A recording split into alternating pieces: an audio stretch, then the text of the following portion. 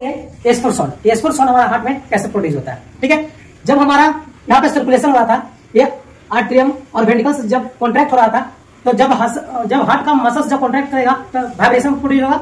जब आपका हार्ट का मसल्स जब कॉन्ट्रैक्शन और रिलैक्सेशन होगा, जब कॉन्ट्रैक्ट और रिलैक्स होगा, तो यहाँ पे जो इसका मायोकार्डियल मसल्स है वो क्या करेगा, वाइब्रेशन प्रोड्यूस करेगा।